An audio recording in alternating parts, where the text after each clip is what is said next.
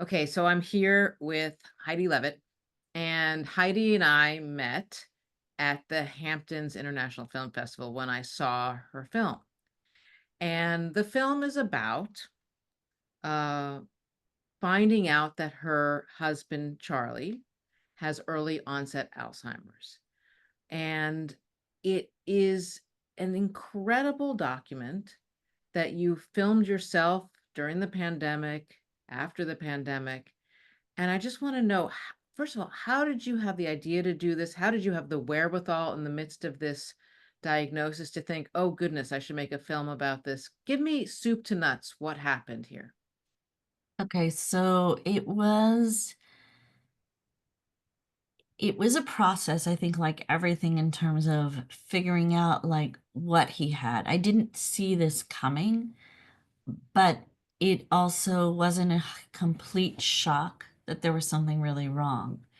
So it started where he was having a lot of problems. He was the art director of UCLA's flagship sort of alumni magazine. And he also worked for other nonprofits and school magazines. Mostly he had gone from working, starting in New York as a graphic designer for print magazine, moving to Los Angeles, learning how to use a computer to design on a magazine because we were that ancient. Right. And um, and we landed here, and I went to film school at the AFI. He went to Art Center College of Design, which is a very well-known graphic design place. And when he started having trouble with his bosses at UCLA. So he had been at UCLA for probably more than 20 years, Oh, well, and yeah. he'd been through many different iterations of leadership in the Department of Communications.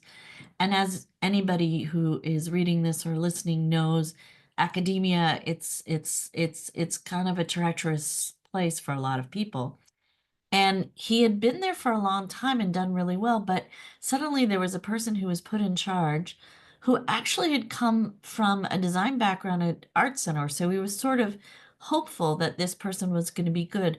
But this person wanted to redo the whole department, and he wanted out for Charlie at the beginning. Well, I work in Hollywood. I am used to assholes. This is just the currency we're in, right? Of constantly navigating ego. So he would complain to me about this boss, and I'd look at him like, okay, Yeah, you right. know, Tell me something I don't know. yeah. And this went on for a while, but I noticed that he was really more nervous. And he had been that person who had such fluidity with his communication and his way of organizing things that it was unusual for him to be quite at a loss for words to present his work. He had had the trust of many people before that he didn't have to present that much, and suddenly he had to present. And that, In front of the staff. yeah, like a group of people, and he started getting nervous about all those things. And meanwhile, and I talk about this in the film, like I realized that what had been going wrong in my marriage and had been going wrong with him for a very long time because there was always, he's an artist and was always a person that I took care of a lot of the logistics. I was the producer in the family. I was the person who put everything together, but he was the guy with ideas, and he always would have a plan like, let's do this. Right. He probably never ever balanced a checkbook in his life. So, and I probably took care of 99% of the bills. So it wasn't so much like finding that that wasn't right, but realizing that he was really having trouble and he was masking that. And so during that period, my mom, who at that time was 79, and she was, I call her like the Uber version of Heidi. I think of myself as very capable, and I am, a workaholic, and I want to please everybody to a fault. Right. I don't say that like perfectly. It's like, and also as a casting director, you're constantly supporting of somebody else's vision, Right. and you're used to being in the support. That's what I do, right? I want to facilitate, support, make it magically feel like the perfect dinner party or the perfect cast. And My mom was not herself. And my mom had been running a business that was doing well. And suddenly we went to San Francisco for a vacation and she didn't want to get out of bed. And she just kept saying, I have a stomach ache. There was a lot of business problems going on and a lot So of stress. this was in parallel with Charlie's issues. It was happening simultaneously. Well, hers predated his, but when I saw what was happening to her, Yeah. and then I put it together what was happening to him. Interestingly, and I think there is a connection to dementia, both people, my mother and Charlie, started with health issues like he had shingles, Oh, weird. she had shingles. Shingles turned into something called postherpetic neuralgia, which is a nerve-related disease. And she just couldn't get rid of this pain that constantly happens. After his shingles, which came from stress, right? My mother there was like a loss, there was all sorts of things going wrong in their business and in their selling of their house, and all sorts of things were causing stress. With Charlie, he had the stress of his work. He developed shingles. No, no, I can't. I don't. He wouldn't let me. I'm like, no, that looks like shingles. Get to the doctor. Like, and then he had what I found out was a heart attack, but it was later. Oh, He had no, what had happened was, oh, sorry. Let me back up because there was two. What happened was he had a great group of guys that he played tennis with every Sunday. And he was always seemingly out of breath. And basically, it took an intervention of everybody to say, this is not okay. You right. need to go to a cardiologist. You shouldn't be But, out of breath from playing tennis the way that you are. right.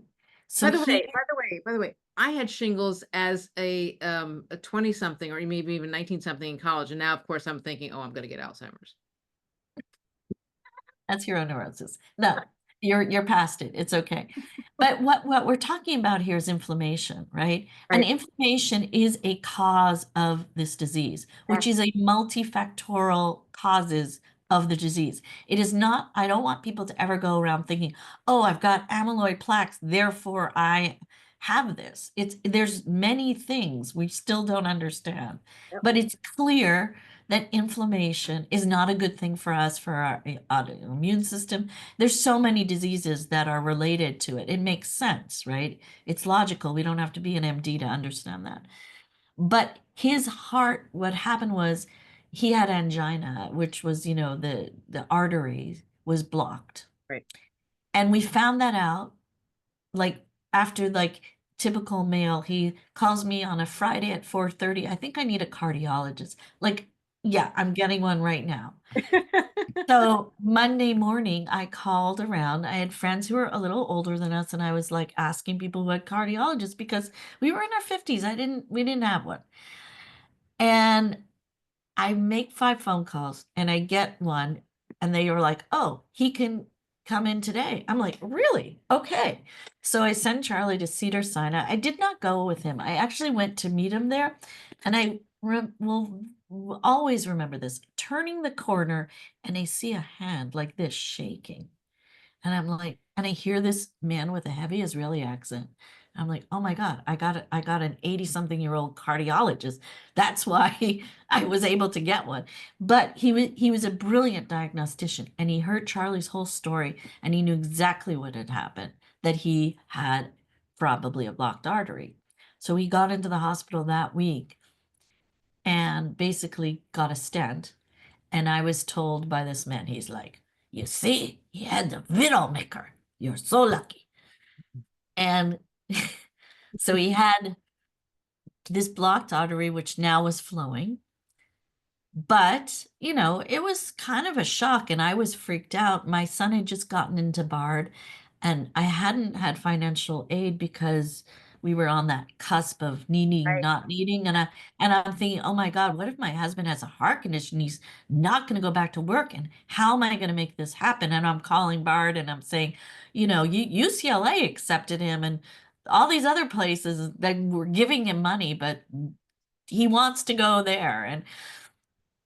And anyway, what happened was That first stent was about 6 months after the shingles episode, and then about that time, I had figured out that my mother's situation, I Googled best gerontologist in Montreal after the episode where I saw that she wasn't coming out of her room.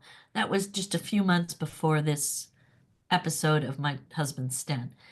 And I had found a gerontologist in Montreal, and I took her to the gerontologist, and they did the testing. And at that point, my mother was so angry at me because she did not want to take, nobody should ever want to take a neuropsych test because they're really awful. Right. And, she just was so angry that I did that. I had to take her like shopping for hours after to get her away from that feeling. But it was clear that my mother had something wrong. And I didn't, she had the typical early, she had a mild cognitive impairment. In fact, her neurological testing was not half as bad as what became Charlie's. And when she was in LA then visiting, I went for a second opinion because I wasn't trusting so much of the Montreal guy, who was a good guy. But the second opinion was with, again, I Google best gerontologist and I see this picture of this guy, Gary Small. And I'm like, I know that guy. And it turned out his son was at Wildwood, my daughter's school, and he is that was the head of the Semel Institute. He's a geriatric psychiatrist, super nice man, and he agreed to see my mom. And he made it all feel manageable, even though there was mild cognitive, and he, prescribed an antidepressant that might help with the pain, and we were trying to figure out all of these things. Well, Charlie says to me, again, about 6 months after the stent, he says, I'm feeling really foggy. And this has been enduring the asshole boss, which might have caused the stress and the heart, who knows what. And he says, I'm feeling really foggy. Do you think I should see Gary Small? And I said, well, he did us a favor, but I bet he'd see you too, because And there was, he knew about your mom going to see Gary Small. Right. Okay. yeah, he knew all of those things. So we go there. So I said, sure. So he goes to see Gary Small. Again, I didn't go with him. I thought maybe, honestly, I thought he was really depressed, that maybe there was something psychological. I didn't think he was going to be cognitively impaired. I thought that he was psychologically unsound, or like there He was was too many highs and lows. There's too many things that were off. But I didn't know enough about mental health to be able to even. So and Gary does the basic test, the basic one, right? A very mild version of a Montreal mocha. And he sends him to see a neuropsych at UCLA.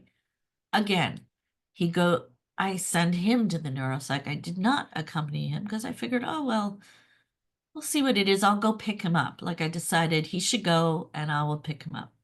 I pick him up and he is a shadow of himself because I didn't know how impaired he was. And what happened was, it's 4 hours in their version of it. And he was going through it very slowly and he wasn't not getting it, and I personally have failed every standardized test. I literally like eked into Barnard. I was like, sure, I was Harvard material, and I got A's at summer school, but I didn't understand what an SAT was. I'm from Canada, and I got like literally 580 or something ridiculous. I'm like, they must be wrong. But it didn't work out. It worked out for me in the end because I know you went to Harvard actually. I went to a good school in the end and it was fine. But my husband went to all the best schools, like literally, from his preschool in Cambridge when his father taught at Kennedy School to Andover. And he knew how to do these tests, right? He was taught. Yes, like all of us. Right. Exactly. Yeah, and also he was just good at it. He was a fast learner and he was good at it. I'm a rewriter, take my time, like it's a very different style. So I was kind of shocked. And then we go to and people should know about this when you go for the after you do these tests, then they study it, and then you go back a few weeks later and they give you what does this mean story.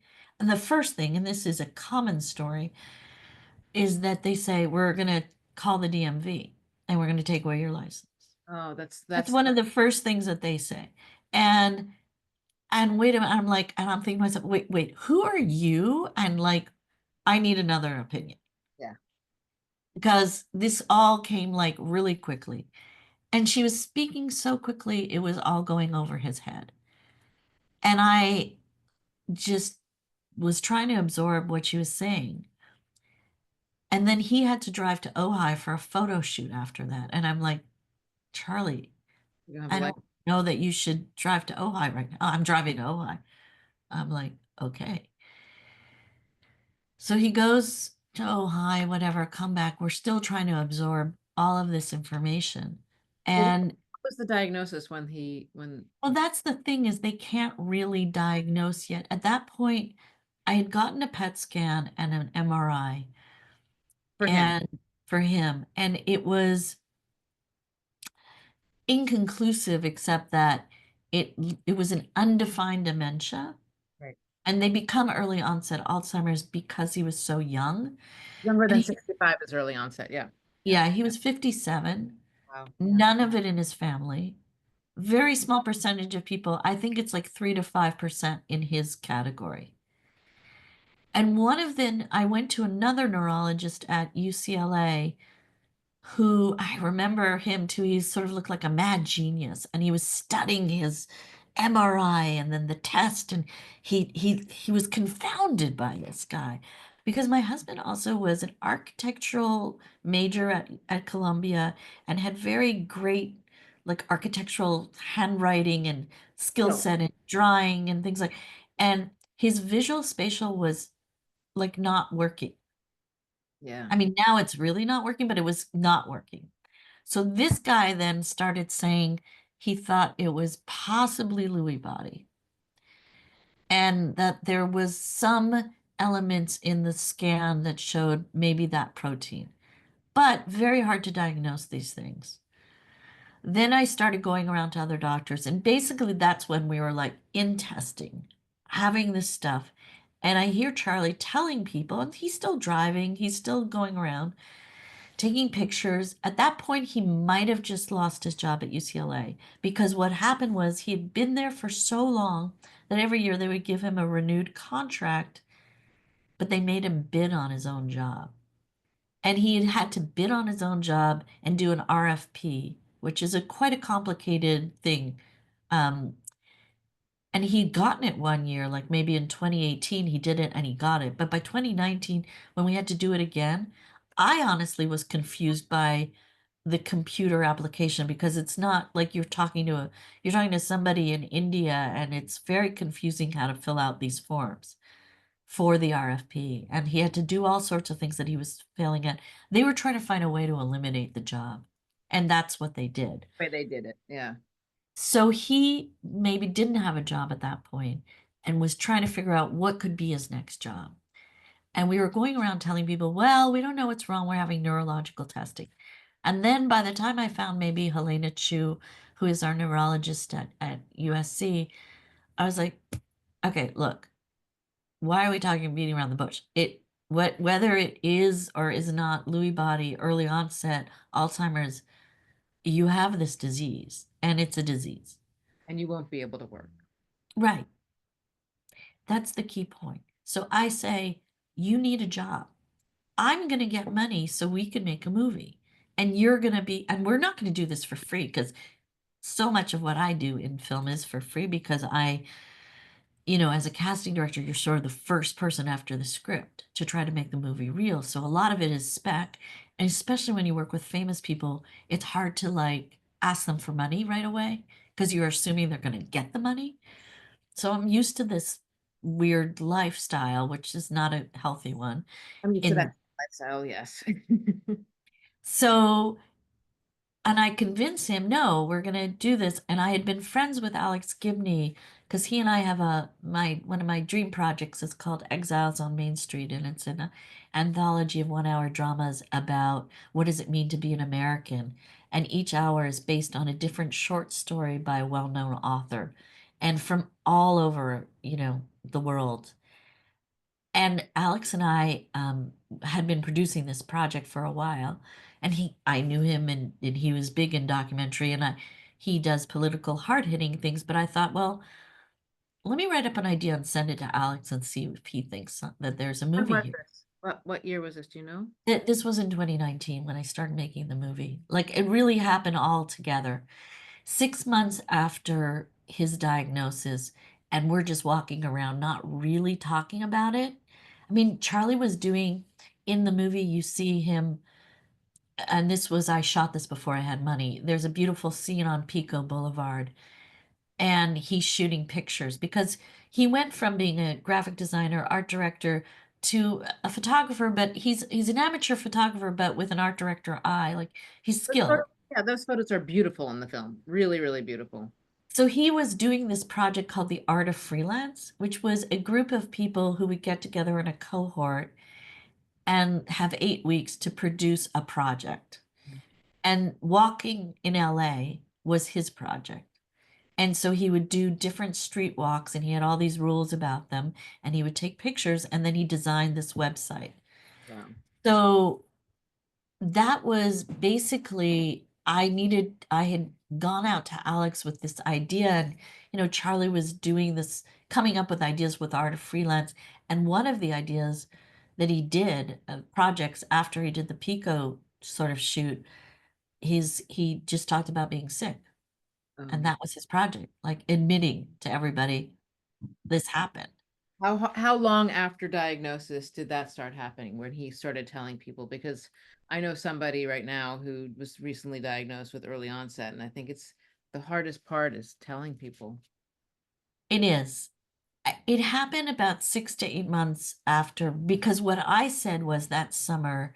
So my son, he gets diagnosed while my son is a freshman in college, right? And that summer that he was a freshman, I said, I don't think we should hide.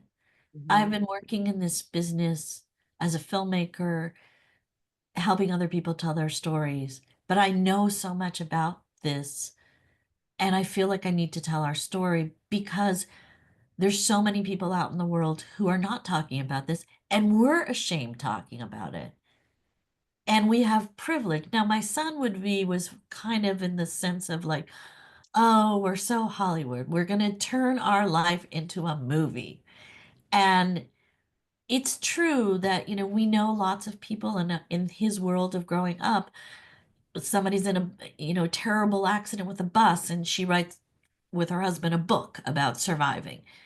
And it's like, do we need to always all, spill out because we can spill out our story? And whereas the person who's living in some small town in Iowa doesn't have the ability to do that. Right, but I would argue that the person living in the small town in Iowa who doesn't have the ability to do that finds solace in the stories that are told that are similar to theirs. So, for And example, let me just yeah, give you an example. I am watching your film, and as you know, I'm partnered with somebody whose wife has early onset Alzheimer's, and both of us cried so much watching your film because we saw something that was similar to what he's going through, what my partner's going through.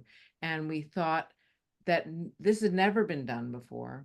We'd never seen somebody shoot a kind of auto documentary about being the spouse of someone with early onset Alzheimer's. And to what you were saying before about the shame, it really takes away the shame of it, right? It just completely, when yeah. you put it out there on the screen, when Charlie shows up at the screening and talks to the audience, and yeah, Yeah. mistakes, right? It's okay. It's like, here is what it is. And I am proudly standing up here talking about having early onset Alzheimer's. I was incredibly touched by it.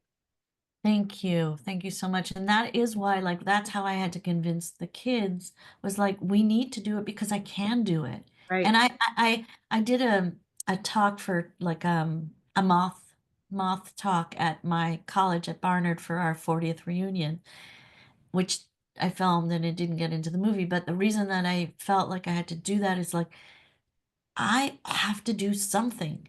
right? And I can't solve the problem, No. But what I can do is at least share this story because there's 55 million other families and probably more than that who are going through exactly what I'm going through. We are not unique, but through our unique lens, you will find the universal. And that's why I told my kids we're doing it for everyone. And yes, I had to come to this to my kids about a year after to say, look, I want you to do this for me. I am admitting I need to do something like this. It was, it's healing for me to be able to do something positive out of all of this. And I don't believe it's lemonade out of lemons. It's just, I need to do something. And what I've learned from making the film, and I only learned this honestly at the last screening, which was amazing. It was like 250 people and it was a standing ovation and there was a lot of crying and a lot of laughter and a lot of people just understanding and seeing that the movie was a movie. It's more of a narrative story. Yep. And then I was trying to do something with an arc and all of a sudden I was a director who never intended to necessarily be a director. There's lots of people I meet in Hollywood all the time because who want to be a director. That's what they want to do. I didn't actually want that. I feel like I wanted to tell stories, and if you ask me the truth, I worked at CBS News when I first graduated from Barnard, and I wanted to work on 60 Minutes. I wanted to be that kind of a person. My role model was Network and Faye Dunaway. I was like so overwhelmed by like, wow, the news and the importance. And I mean, I didn't want to be evil like that, but the powerful woman, right? And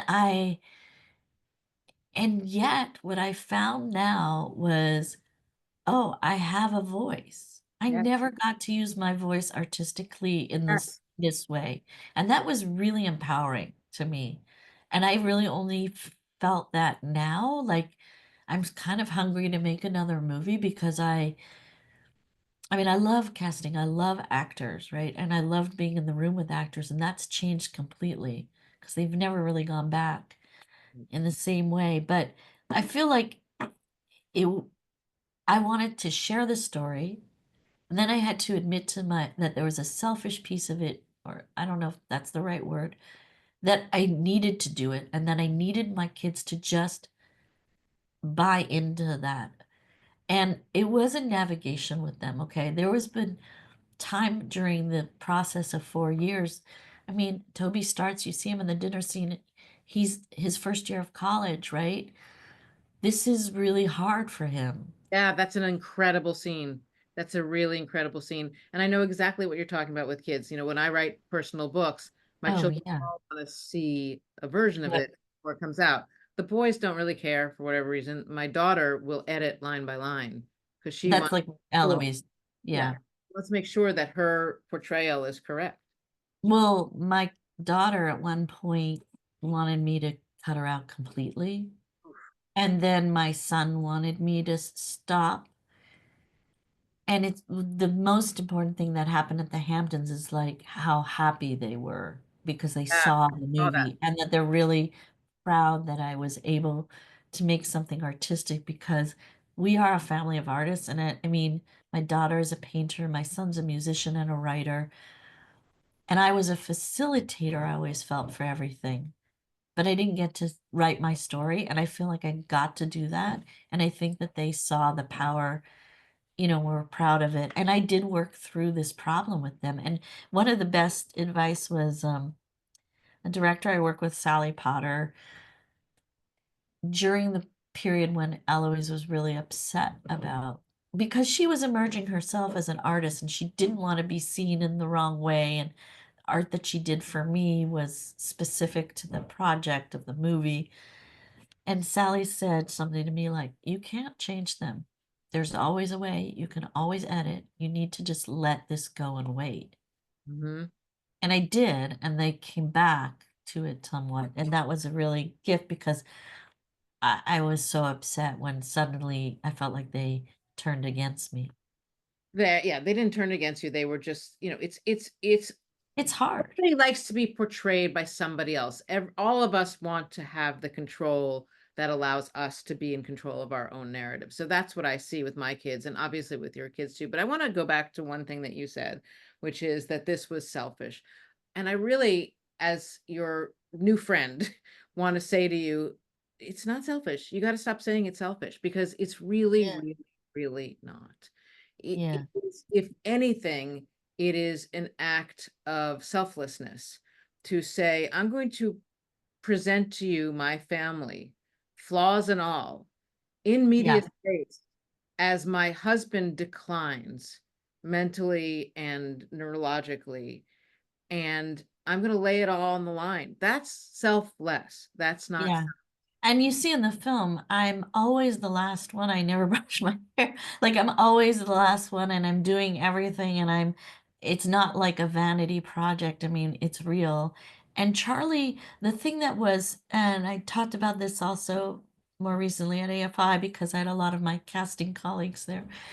I mean, I got super lucky how great he was on camera and warm and Funny and funny, funny, funny. very funny. Yes. And I didn't realize so much how that was gonna happen, and I would, during the filming, I would call some actor friends, I'm like, "I just wish somebody would be me," you know? But I just can't be You have to can be you come you. here? Yeah, but but it was interesting to go through that process, and with Charlie, he would fight me. I was, about filming, and you see it in the movie, but then he would turn on and be present and perfectly engaged. And I felt like what I had sold to him was, this is your job. You gotta look at it as that. We're gonna find, I hope to sell the movie and we will get paid. And I also felt like, and he feels this way too, like he wants to do it because he wants to show that we're living, not dying. Yes, you're And living with Alzheimer's. That's the whole phrase that people with Alzheimer's have. Living with Alzheimer's, not suffering from Alzheimer's. right. Now Yeah, it is a hard thing because we're suffering, I know. but we're also still living. And I would say every day has good moments and bad moments. I have never gone through lately a day that's all good. Right. It's just almost impossible because the mood and things switch and constant. But I feel what's so important is that in all the representations that I see, there's the typical, here is Alzheimer's. How do we stop this? And like interview, interview, interview, and then like pathetic, pathetic, pathetic. And Mhm. like, okay, we know we all die, and it doesn't normally look really pretty at the end where you just fall asleep and it all like the Shakespeare in one fell sweep, or what's that One fell Shakespeare swoop. quote? Yeah. One little sleep. It's not, life isn't all pretty, and that is truth. And I even think Still Alice that opened the door to talking about Alzheimer's, and it was a best-selling book, and Let's Julianne get Moore it won right. an Oscar, and it was great, but it was a bit too candy-coated, honestly. Yeah. And And that's the where a idea of the narrative, daughter, like just dropping everything to be with the mom. Yes, it opened the door and it also didn't depict it in any way that I recognize. And in fact, somebody told Townsend the other day to watch The Notebook that it had an yeah. Oh yeah, with Jenna Rollins, yeah. they were watching it, and there's a moment where Jenna Rollins goes, like, awakes out of her Alzheimer's haze, and goes, "Oh, I remember that story." And both of us were like, that is so ridiculous. That's just so not the way I things are." think the memory piece is really interesting to me. So this is the other side of me that was some things that are not in the movie that is very much me is like, what is memory, right? The memory is, it's not even like, I feel like I'm not worried, and I may have say this in the movie, that Charlie's not going to recognize me. That's not my worry really. Memory is a kind of a floating thing. Like I remember some things, I forget some things, we Right. all have. It's all informed by what's behind you in a way and not what's in front of you. And in a sense, it's not the focus on memory and memory loss is really, to me, not the biggest loss. The Also a lo- disservice too, I think, a whole disservice to what it is, what the disease is. Yeah. Because, and I don't know if this is what's happened for Bridget, but and every person is so different. It's the loss of self that really is what's so hard. And the loss of ability and agency and this unfurling and unraveling of this person that you knew that is now being frayed so that you can't, I'm always trying to find like what was him because and in the movie is my gift to myself because I get to see the guy that I fell in love with too. And also, Not the one that I'm just caretaking. it's going to be such an incredible I mean, the end stage of Alzheimer's we know is death. And I kept thinking as I was watching the film, like, what a gift to your children, what a gift to your grandchildren, what a gift to be able to see, because he's not terrible in the Alz, he still has his basic self. He still has his basic sense of humor and the love for you and the love for the kids. That is still so present. And you've Right. captured that before it went away. And that is what maybe is something that can stay. Mhm. It's possible. It's going to change. It's not the same now. I mean, it's not, Mm. but it's more because it's also how do you respond to it? It's like, it's very hard for me to constantly, like, he's so needy of every little thing. It's hard to love Right. right now, right? It just all feels like Work. hard and work. Yeah. But But I feel like one of the things that I'm interested in too is like, where is the person? Is the person, where is the soul? How can I hold on to that little piece of what you were that is always you? Because it's see it from the beginning to the end. It's almost like, the F. Scott Fitzgerald story of Benjamin Button. It's like growing into a baby. That Yes. is exactly somewhat what's happening, but and you remember when you have your newborn baby and first it's all exciting and then you're like staring at, and what do I do now? Right. And what do I do now? Oh, wow, it's a really long day. Is he going to nap now so I can go do something else? That's what happens. Yeah. No. And How much caregiving do you have at this point? Do you have any caregiving? well, I just brought somebody from Vermont who's here this month. I'm trying right now, and that's why I really need to sell the movie Oh, no. to I know. It to makes afford all of these things. I just we just he had a lot of friends who would take him out for lunch and do things, and I can be gone for like only like I mean I've had like there was a group in Vermont, this guy nearby who wanted to meet for coffee, and I'm like, Jim, I can't just leave. Like it's rural, right? So it takes me a half an hour to get there. Like I can leave for maybe 40 minutes, but I can't. No, I know. I know exactly what you're talking about. So I did bring somebody now, and the idea is that maybe we can work this out and maybe I can figure out a way to afford this, but so for we're trying something now. And I had an office, a loft nearby, and they're living in that space now. Oh, that's great. That's really great. So it's less than a mile from my house. That's So it's fantastic. We just moved Bridget downstairs right. to the garden apartment. I know you've talked to Townsend. Let me switch tacks a second here. I'm actually interested in the nuts and bolts of the filmmaking. Did you use Yes, I wanted to also clarify that for you. Yeah. So iPhone most of the time? And if so, how did you mount it? What, because I know there was lots of scenes with you in it. How did you do that? well, I had a wonderful DP, so that's Okay. what you're missing. A woman named Lisa Rinsler who lives in Brooklyn, who I'd known for 30 plus years as well. And she's very empathetic, master of light. She's done many, many movies, including like Pollock by the Ed Harris movie about, and she had worked with vendors as well on documentaries and narratives. And I'd worked with vendors. So we had, and she did a movie for Alex Gibney. So we had three ways of connecting. And originally, or more than that, actually, I knew her through so many people. I had asked her to direct originally, and I thought maybe like I would direct it with her. Maybe I should get a director. And then I realized, Lisa, you can't do this. I have to do this. Like I am living it. There is nobody who's going to be closer. And so she took on being the DP, but I feel like a very, very close collaborator in the sense that what I did was, I mean, at times she embedded in our life Right. and was there. I filmed all of the doctor stuff myself, with his doctor, Helena, because Helena didn't actually want me to film. She wanted to be Charlie's doctor. But then I was like, she got used to me doing it, and I just did it myself on an iPhone, Right. mostly on an iPhone, maybe a little Holding bit it on. like this as she's talking.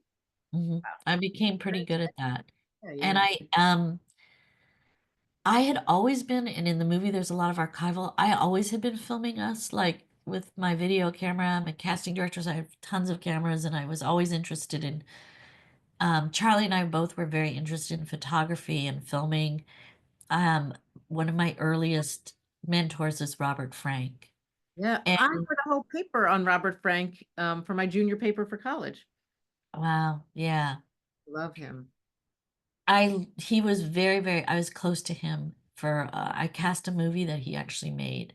And I met him and we had a lot in common because he's from Zurich. My mother's from Zurich.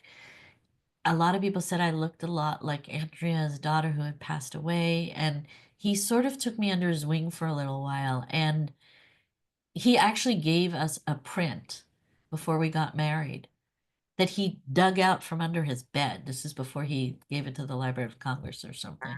Which one?